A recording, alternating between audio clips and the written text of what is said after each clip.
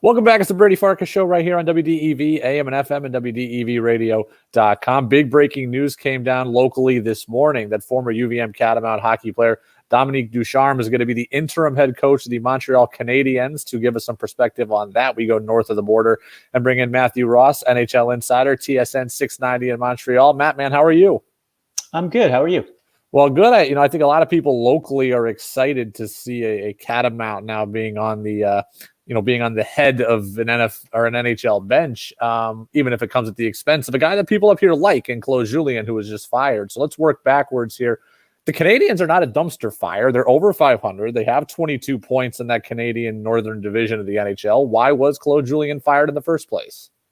Well, I think the expectations were astronomical, particularly after the start that they got off to. The Canadiens were top of the division, or at least neck and neck with the Maple Leafs for a while, and then things just kind of derailed. The worst team in the NHL by far is the Ottawa Senators, and the Canadiens have had very, very tough battles with Ottawa, including losing the last two games against them. So there was certainly an appetite to right the ship. The offense had dried up all of a sudden, and then some of the questionable coaching decisions in the last couple of games, I think, was the nail in the coffin.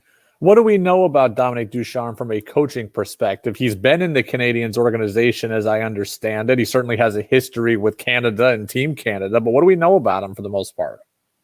Yeah, just a quiet, respectable guy. He's coached in the Q. He's coached Team Canada with success as well. And somebody that Marc Bergevin plucked a few years ago and stuck on the coaching staff to give them, I guess, a little bit of depth in case of a situation like this. So, Ducharme's a seasoned guy. Now he's got a few years under his belt in the NHL as well as an assistant coach. And we'll see if he provides a different voice. I'm always iffy about interim coaches, right? Because they were part of the problem. So is he a new voice? How much voice did he have in that dressing room?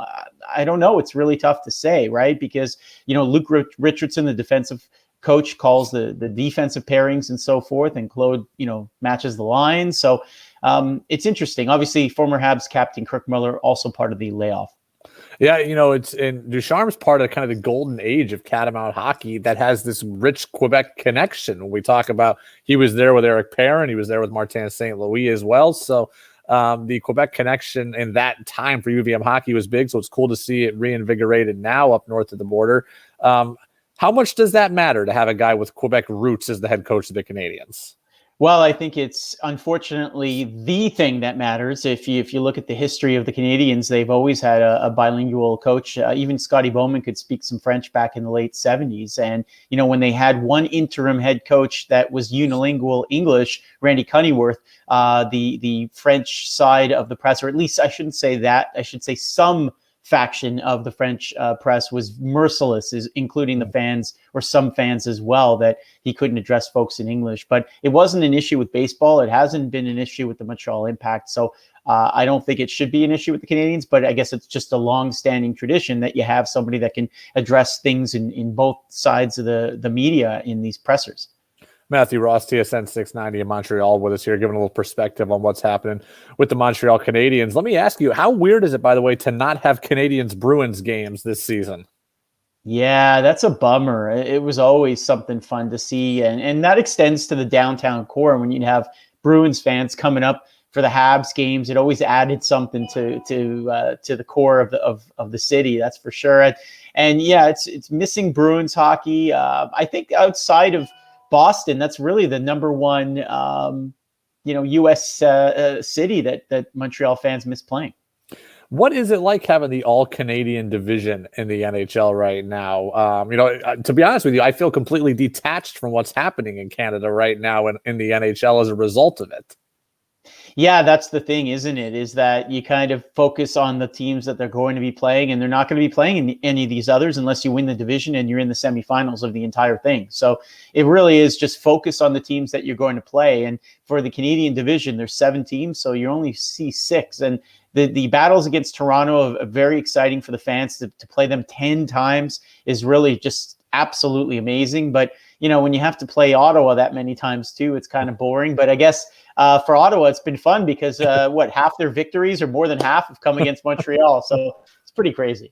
I'll get you out of here on this. I'll give you a chance to go at me in person. You were ripping me on Twitter yesterday about Kemba Walker. I'm mad at him for wearing a Yankees hat. I think that's inappropriate for an athlete in Boston. Look, if he played for this, if he played for the San Diego Padres and was wearing a Minnesota Vikings hat, I wouldn't care one bit. It's different in Boston. Go ahead, defend Kemba.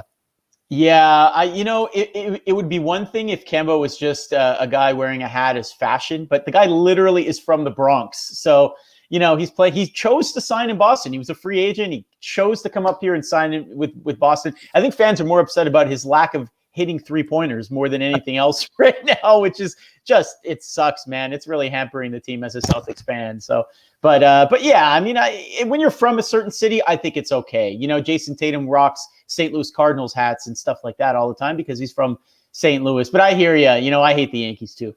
It's self-awareness. You got to know that it's different when it's the Yankees. Again, the Cardinals don't bother me. If Jaylen Brown wanted to wear an Oakland A's hat, like, it wouldn't bother me either. But the Yankees bothers me. So Matthew Ross, TSN 690 of Montreal. Dominique Ducharme, former UVM hockey player, now the interim coach of the Montreal Canadiens, replacing Claude Julien, former Bruins coach, who was just given the axe. So, Matt, man, we appreciate you joining us on short notice, man, and best of luck to the Habs.